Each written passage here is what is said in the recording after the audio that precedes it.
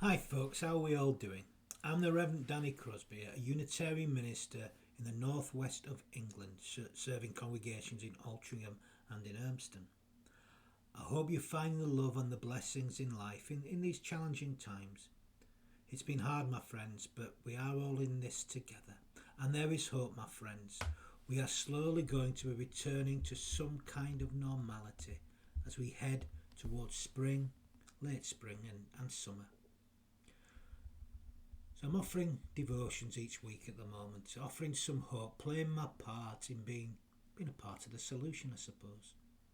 These are my offerings for balms of the heart and the mind and the spirit and the soul.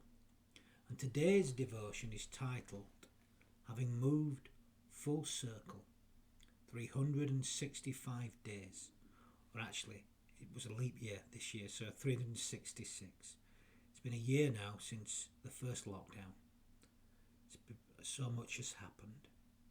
It's not been easy, has it? So I invite us just to still ourselves. Let's invite a loving presence to be here amongst us and to awaken from deep, deep within us all.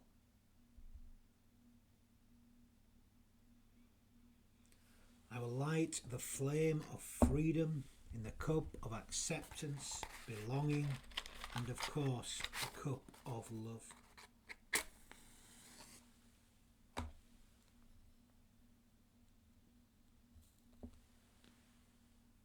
flame of freedom. Come into this circle of love.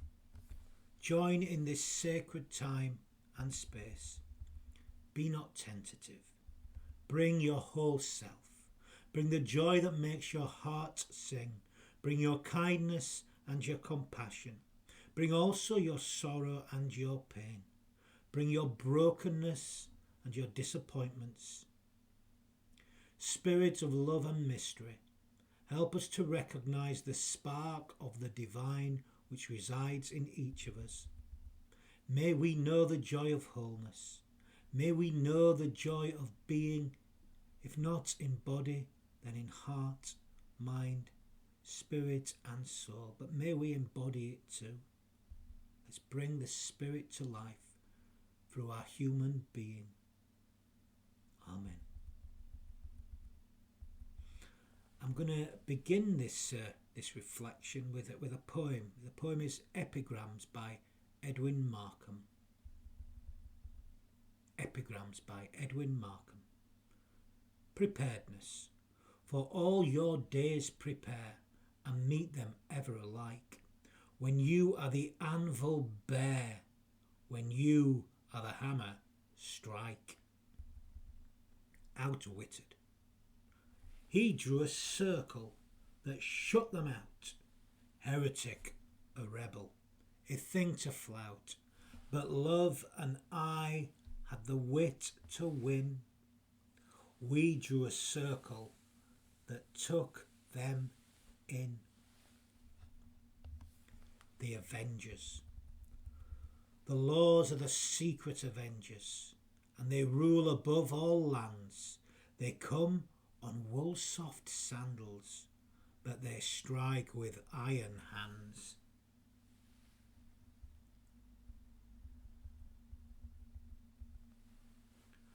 So we've travelled a complete circle. 365, well actually, as I've already said, 366 days, as it's a leap year this year. 366 days since Sue and I married, and since we had to go into our first lockdown. It has been quite a year, a hard year, a challenging year, a year of suffering on oh so many levels. The loss of life has been terrible. But I cannot imagine what would have happened had not most of us responded as we have. Yes, mistakes have been made, but on the whole people have supported one another and done what they can. The cost has been phenomenal, and it will take some time to recover on so many levels.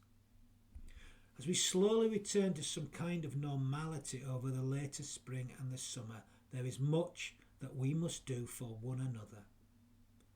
I wonder where we will be on the second anniversary. I don't mean our wedding anniversary, but at the second anniversary of this difficult time in human history. We have been through worse and we've rebuilt, and no doubt we'll go through worse again and we will rebuild again. So let us build and rebuild. But let's do so in more loving and more compassionate ways. It is time to widen our circles, widen them, and begin to invite folk into more loving and compassionate ways.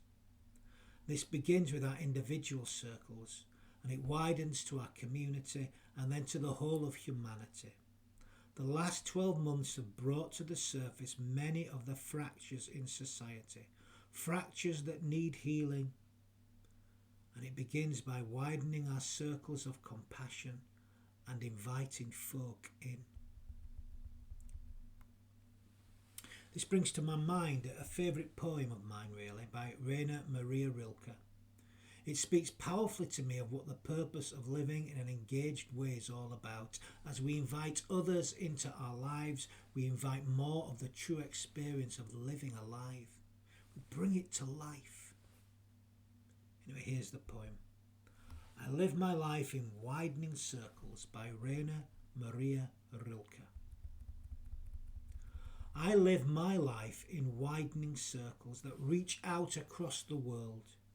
I may not complete this last one, but I give myself to it. I circle around God, around the primordial tower. I've been circling for thousands of years, and I still don't know. Am I a falcon, a storm, or a great song? Rilke's poem so beautifully evokes the image of ever-expanding spheres, much like ripples on a pond. Those concentric circles go out and out and out. It brings to my heart the idea of moving from the centre of the circle, expanding and stretching ourselves to include more of life. As we are expanded, we expose ourselves to new experiences and new people. This is both exhilarating and frightening all at the same time. As the journey continues, fear evaporates, and though the circles are never completed, certainly not the last one, no, we never complete the circle. That said, one is compelled to give their whole life to the experience. By the way, this is the classic spiritual journey, as it's not about the destination. The destination is not the gift. The gift is the journey itself. Just being on the trip, man, that's the gift. The beauty is not the outcome, but the experience of truly being alive. The poem beautifully reminds me how great it is to live in such a way, to ever widen the circle so as to include more people, more ideas, more experiences, rather than to live in contracting spaces that seek to cut out that which makes us feel uncomfortable. For that just makes life smaller and life less fulfilling, leaves you empty, leaves life empty, devoid of meaning. This last year has created a distance between people. No doubt there is much anxiety about returning to life as it once was. There's also a desperate desire as well. There is a great deal of fear around though, fears about personal safety, and there's been a growing awareness of the troubles in our world when some folk are rejected and or treated as if they were not equal citizens, they were lesser people. There has been an awakening around race and gender this year. Let us hope that we can truly begin to see that we're all made of the same stuff, born under the same earth, under the same God, with the same, under the one Son, with the same Spirit flowing through us all. That our role in life is first and foremost to care for one another and to cause no harm. Let us hope that our circles will ever widen and that we can finally begin to see that there is one circle of humanity, a circle that brings all in. There are other deadly diseases, viruses that humanity struggles with, ones of exclusion and unacceptance of others just because we see them as different.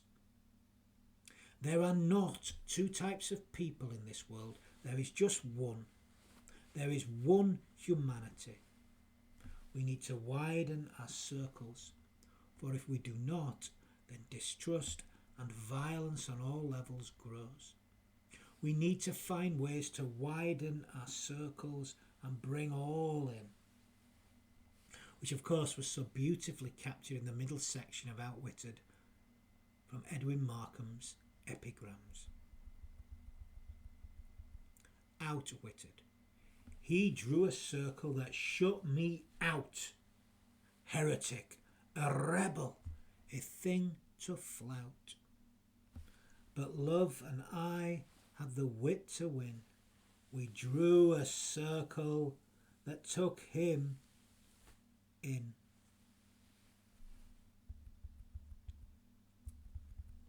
So what can we do? Well, I believe we can do much. Where does it begin? Well, I believe it begins in our own hearts and our own souls, in our own homes and in our own communities. We need to begin to expand our own circles. We need to begin to live more invitationally, more openly. We need to invite the other into our circle. This is risky and scary. I know this. But my goodness, our world needs it. Don't we all need it? And this, to me, is our ultimate religious role. It is our spiritual task. In so doing, we will not only allow others to be less afraid of us and who they are, but we'll also liberate ourselves. Fear will diminish and liberation will come. It's no easy task, of course, it's not an easy task. That said, I believe that it is one that is worth undertaking. I believe it is the challenge of our age, of all ages really, but it's the challenge. We're in this age, so it's the challenge of this age. I believe that maybe it's the task of we, and I believe it's our challenge. And the challenge of any open faith tradition, of all people though, but it's a challenge of my own free and open Unitarian tradition. I believe it's our task to ever widen our circle so as to include all, for there can be no limit to love. And this begins by putting love at the core of the circle, and to understand that if we see love as the circumference, we will see there is no limit. For no one can be excluded from love. For if they are excluded, it's not love. It's not love. For love is eternal. Love is perfect. And love knows no limit.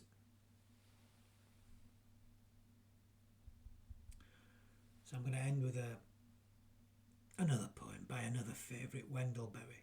And this poem is called The Larger Circle. The Larger Circle by Wendellberry.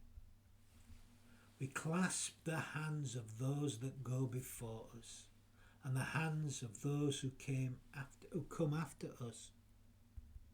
We enter the little circle of each other's arms and the larger circle of lovers whose hands are joined in a dance, and the larger circle of all creatures passing in and out of life, who move also in a dance to a music so subtle and vast that no ear hears it except in fragments.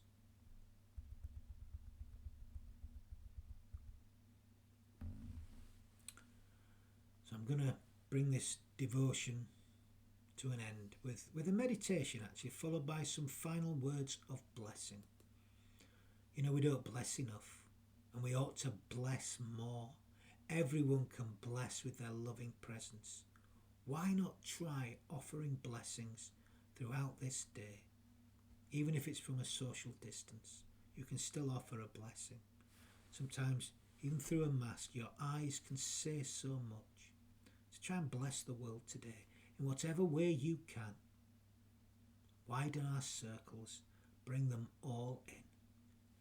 But here's a meditation by Mark Bellatini. It's called Communion Circle. It comes from a wonderful collection of meditations titled Sonata for Voice and Silence. Communion Circle by Mark L. Bellatini. The Earth, one planet, round, global, so that when you trace its shape with your finger, you end up where you started. It's one. It's whole. All the dotted lines we draw on our maps of this globe are just that. Dotted lines. They smear easily. Oceans can be crossed. Even the desert can be crossed. The grain that grows on one side of the border tastes just as good as the grain on the other side. Moreover, bread made from rice is just as nourishing to the body and spirit as bread made from corn, or spelt, or teth, or wheat, or barley. There is no superior land, no chosen site, no divine destiny falling on any one nation who draws those jotted lines just so. There is only one earth we all share, we the living with all else that lives and does not live. Everything for good or ill is part of the shared whole. Sky, earth, song, words, and now this silence.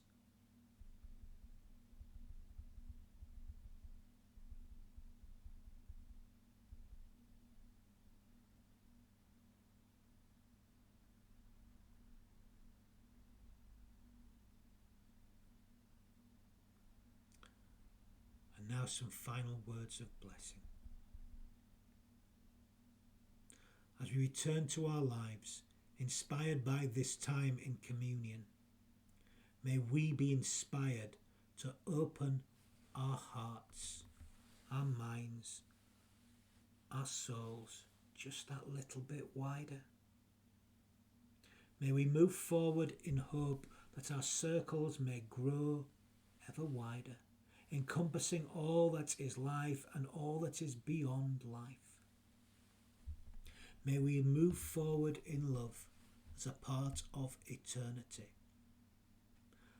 And may the love that is God, may that love be with us, and may it do so in all that we feel, in all that we think, in all that we say, and in all that we do.